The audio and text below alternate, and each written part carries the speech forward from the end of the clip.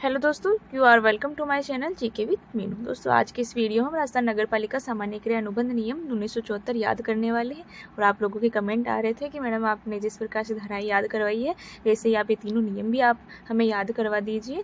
तो मेरा थोड़ा टाइम का इशू रहता है दोस्तों, मैं कंटिन्यू वीडियो अपलोड नहीं कर पा रही हूँ, बट मैं आज इस वीडियो में आपको ये जो नियम है याद करवाने वाली हूँ। जब हमने धाराएं याद कर ली तो ये क्या है, ये तो बहुत छोटी सी बात है, 17 नियम है इसमें तो ओनली फॉर, ये तो हम मिनटों में ऐसे ही याद करने वाले हैं। तो ये देखते हैं राजस्थान नगर पालिका सामान्य क्रिया अनुबंध नियम 1974। तो हम उस नियम से कंपैरिजन करें दोस्तों, जो नगर पालिका एक्ट 2009 है, तो उसमें हमने क्या पढ़ा था, धारा 1 में क्या पढ़ा था हमने, संक्षिप्त नाम पढ़ा था नगर पालिका अधिनियम 2009 का। तो संक्षिप्त नाम पढ़ा था, तो इसमें भी क्या है, संक्षिप्त नाम है राजस्थान नगर पालिका सामान्य क्रिया अनुबंध नियम 1974, इसका संक्षिप्त नाम है। और उसमें हमने पढ़ा था प्रारंभ और प्रचार, तो इसमें भी हमें प्रारंभ पढ़ना है। तो प्रारंभ कब है इस नियम का, तो ये जो राजस्थान नगर पालिका सामान्य क्रिया अनुबंध नियम 1974 है, ये गजट नोटिफिकेशन में आया था 16 फरवरी 1975 को।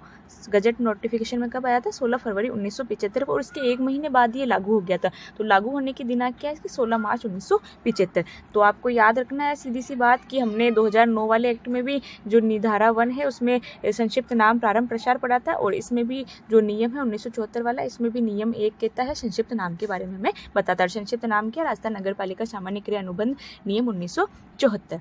तो ये आपने याद कर लिया। अब आप नियम 2 देखिए, उसमें भी परिभाषाएं थी, इसमें भी पारिभाषिक शब्द है, तो सिमिलर सा हो गया हमारे दो, तो नियम ऐसे ही याद हो गए हमें। तो पारिभाषिक शब्द में क्या है, अब इसमें 2 में 3 चीज़ें बताई हुई है कि जहाँ कहीं भी हमें बोर्ड शब्द मिले उसका तो हमें नगर परिषद मानना है उसको, जहाँ कहीं भी बोर्ड शब्द दिखे उसको क्या मानोगे, नगर परिषद। और जहाँ भी हमें क्रय अधिकारी दिखे उसको हमें मानना है कार्यपालक अधिकारी, जहाँ भी क्रय अधिकारी दिखे उसको क्या मानना है, कार्यपालक। और जहाँ भी कार्यपालक अधिकारी दिखे उसको हमें मानना है नगर परिषद आयुक्त। तो 3 वर्ड हमने देखे, नियम 2 में 3 वर्ड देख लिए, बोर्ड को नगर परिषद मानो, क्रय अधिकारी को कार्यपालक मानो, कार्यपालक अधिकारी को नगर परिषद आयुक्त मानो। अब नियम 3 हमें कहता है कि निविदा किस प्रकार से आमंत्रित की जाएगी। दोस्तों, ये नियम जो है आपको मैं इजी वे में समझा दूं, इसमें हमें सामान खरीदना है, सेवाएं खरीदना है। अब हम अपने घर परिवार में भी सामान खरीदते हैं तो हम देखते हैं ना, जांच करते हैं, जाके हम उसका नमूना लेते हैं। अब कोई भी सब्जी के ठेले पे आप खड़े हो तो सब्जी, ये कोई भी फ्रूट्स वगैरह आप ले रहे हो, जैसे अंगूर ही आपने परचेज किए, तो आप कहते हो ना 2-4 अंगूर चखा मुझे, इसके कैसे मीठे हैं कि खट्टे हैं कैसे हैं। तो नमूना ले लिया आपने, सैंपल ले लिया कि भाई ये किस प्रकार से अंगूर है।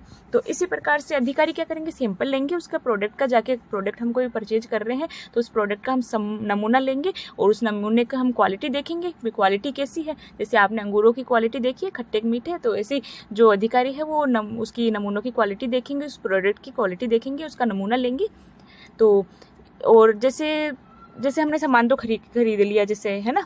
अब कुछ एक चीज़ें ऐसी होती है जिसमें हमें सेवाएं लेनी पड़ती है, जैसे हम घर पे पाइप लेके आते हैं, नल फिटिंग करवानी है, हमें पाइप लेके आ गए। अब वो पाइप हम खुद से तो लगा नहीं सकते, तो हमें किसी मैकेनिक को बुलाना पड़ेगा, उसकी सेवाएं लेनी पड़ेगी, तो उसको हम पेमेंट करेंगे मैकेनिक को सेवाओं के बदले। तो ऐसे ही नगर पालिका में अगर कोई कामकाज हो रहा है, जैसे किसी की सेवाएं लेनी पड़ रही है, तो उसको हम पेमेंट करेंगे। तो किस प्रकार से हम पेमेंट करेंगे, तो हम किस प्रकार से जो है किसी को ठेका देंगे या किस प्रकार से निविदा आमंत्रित करेंगे, यानी कॉन्ट्रैक्ट अगर हम किसी को दे रहे हैं तो उससे पहले हम उसका विज्ञापन लगवाएंगे अखबार में, और फिर उस प्रकार से उसमें जो है निविदा आमंत्रित की जाएगी।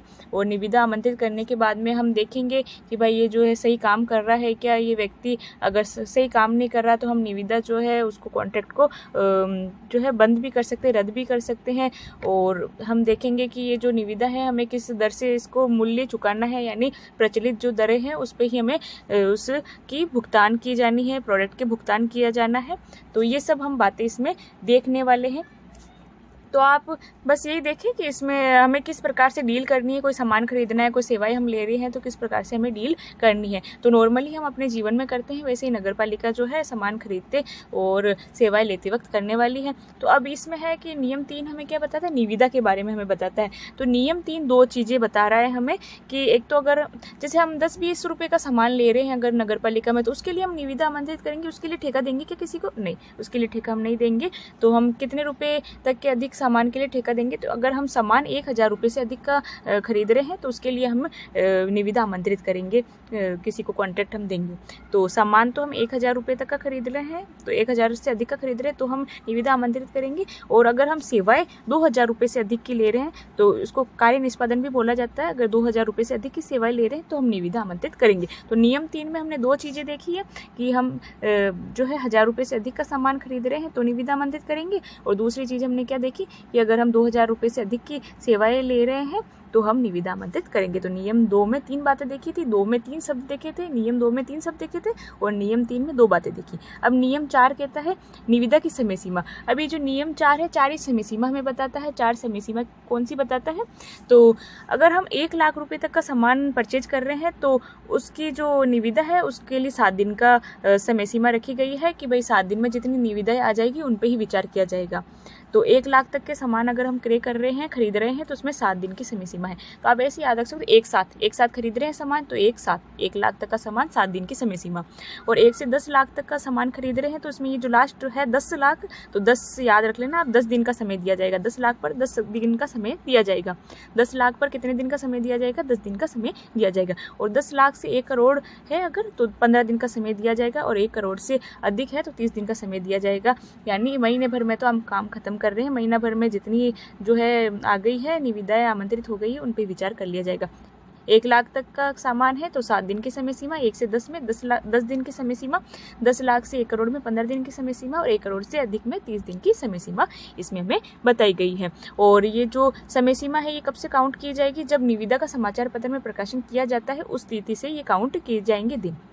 और इसमें हम 24 घंटे की कटौती भी कर सकते हैं। तो जैसे 7 दिन का समय सीमा है तो उसको 6 दिन कर सकते हैं, 10 दिन के उसमें 9 दिन समय सीमा कर सकते हैं, 15 दिन में 14 दिन, और 30 दिन में 29 दिन हम कर सकते हैं। तो ये नियम 4 हमें बताता है, 4 समय सीमा के हमें बारे में बताता है। अब नियम 5 क्या कहता है? नियम 5 कहता है अगर अपर्याप्त संख्या में निविदा अगर हमारे पास आई है तो नए सिरे से निविदा आमंत्रित कर लो। तो कम निविदा हमें प्राप्त हुई है तो नए सिरे से नई निविदाएं आमंत्रित करनी है। तो ये नियम हमें 5 बताता है। तो एक बार हम वापस पढ़ लें इन 5 नियमों को। तो नियम 1 हमें क्या बताता है? संक्षिप्त नाम प्रारंभ के बारे में बताता है। नियम 2 पारिभाषिक शब्दों के बारे में बताता है, और ये ही हमने उसमें नगरपालिका एक्ट अधिनियम 2009 में ही पढ़े थे। सेमिलियर यहाँ आ गए तो हमें ऐसे याद हो गई है। और 3 में हमें निविदा आमंत्रित करनी है। सामान हम खरीद रहे हैं तो उसके लिए निविदा आमंत्रित करेंगे। तो निविदा 2 तरीके से आमंत्रित की जाएगी। तो 1000 रुपये से अधिक का सामान अगर हम खरीद रहे हैं तो निविदा आमंत्रित करेंगे। 2000 रुपये से अधिक की सेवाएं ले रहे हैं तो हम निविदा आमंत्रित करेंगे। तो 3 में हमने 2 चीज़ें देखी। और नियम 2 में हमने 3 वर्ड देखे थे दोस्तों। जहाँ कहीं भी बोर्ड शब्द आ रहा है तो नगर परिषद मानना है, क्रय अधिकारी कार्यपालक मानना है, कार्यपालक अधिकारी को नगर परिषद आयुक्त मानना है। अब नियम 4 है वो 4 प्रकार की समय सीमा हमें बताता है। और नियम 5 के कह रहा है कि अगर निविदाएं कम हमें प्राप्त हुई है तो नए सिरे से नई निविदाएं आप आमंत्रित कर लो। अब नियम 6 क्या कहता है? नियम 6 कहता है कि निविदा किस प्रकार से आमंत्रित की जाएगी, तो उसके बारे में ये हमें बताता है। तो ये बताता है हमें कि अगर 1000 रुपये से अधिक का सामान अगर हमें खरीदना है तो उसके लिए एक ही निविदा आमंत्रित कर लो। एकल निविदा के बारे में ये हमें बताता है। तो एक आ रहा है 1000 रुपये में तो एकल निविदा इसमें आ जाएगा। अब दूसरी बात, हमें 10,000 तक के अधिक का सामान अगर वे करना है, 10,000 रुपये से अधिक का अगर वे हमें करना है तो हम सीमित निविदा उसके लिए बुलाएंगे, वो कुछ फर्मों को आमंत्रित कर लेंगे। तो इसमें आपको क्या याद रखना है? अगर 10,000 रुपये तक का हमें वे करना है तो उसके लिए सीमित निविदा आमंत्रित करेंगे। और विज्ञापन और खुली निविदा कब आमंत्रित करेंगे? जब 5,000 रुपये से अधिक का वे करेंगे तब हम खुली निविदा और विज्ञापन दे देंगे, खुली निविदा आमंत्रित करेंगे। तो नियम 6 3 बातें बताता है, एकल निविदा, खुली निविदा, सीमित निविदा।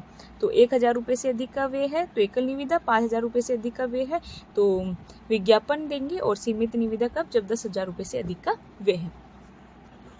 अब है नियम 7। नियम 7 कहता है कि साथ साथ तुम ब्लैक लिस्ट भी कर दो।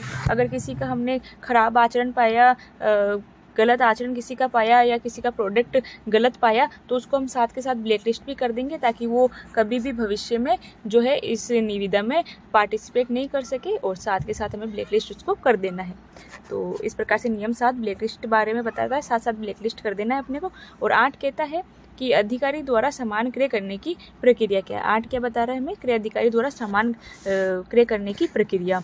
तो वही आपको मैंने बताया था दोस्तों, आप जा रहे हो अंगूर लेने के लिए तो आप सैंपल लोगे, है ना, क्वालिटी चेक करोगे उसकी अंगूरों की, 2-4 अंगूर खा के, तो इसी प्रकार से अधिकारी भी जाएंगे, उसके नमूने लेंगे, जांचेंगे उसको और उसकी क्वालिटी का पता करेंगे और 7 दिन के अंदर अंदर जो है स्टॉक रजिस्टर में एंट्री कर लेंगे किस प्रकार की क्वालिटी है इस प्रोडक्ट की। तो 7 दिवस की इसमें समय सीमा रखी गई है। 8 में क्या करना है, 8 में आप जाओ और 8 अंगूर खा जाओ। 8 में क्या करो, 8 अंगूर खा जाओ। यानी क्या बताया गया है इसमें, सामान किस प्रकार से के करेंगे, किस प्रकार से प्रक्रिया जो रहेगी, नमूने लेंगे, नमूने जांचेंगे, उसकी क्वालिटी के ऊपर जो है कमिटमेंट करेगा अधिकारी। तो इस बारे में हमें नियम 8 में बताया गया है। अब नियम 9 कहता है नो चार्ज। नियम क्या कहता है, नो चार्ज। चार्ज लेंगे हम, बट ऐसे याद रखने की दृष्टि से हमें याद रखना है नियम नो चार्ज। तो चार्ज क्या है लगेगा, तो 10,000 तक की निविदा है तो उस पर 20 रुपये शुल्क जमा कराना है। 10,000 से 1 लाख तक की निविदा है तो उससे 50 रुपये शुल्क जमा कराना है। 1 लाख से 5 लाख तक की निविदा के लिए 100 रुपये और 5 लाख से 1 करोड़ तक के लिए 200 रुपये जमा कराना है और 1 करोड़ से अधिक उसके लिए हमें 500 रुपये पहले से ही जमा करवाने हैं। शुल्क है ये, चार्ज है।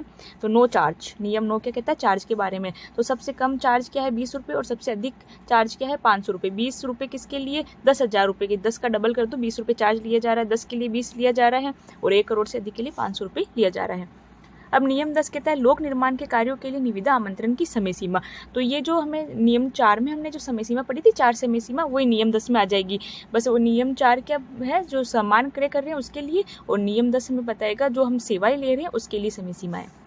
तो ये कि यही हो जाएगी नियम 10 में भी। अब 11 क्या बताता है, 11 हमें बताता है कि जो भी काम करवाया जाएगा उसके लिए समाचार पत्र में प्रकाशित किया जाएगा। काम हम करवाने जा रहे हैं तो उसके लिए समाचार पत्र में प्रकाशित किया जाएगा और जो प्रचलित रेट है उसी की दर से हमें कार्य निष्पादन करवाना है।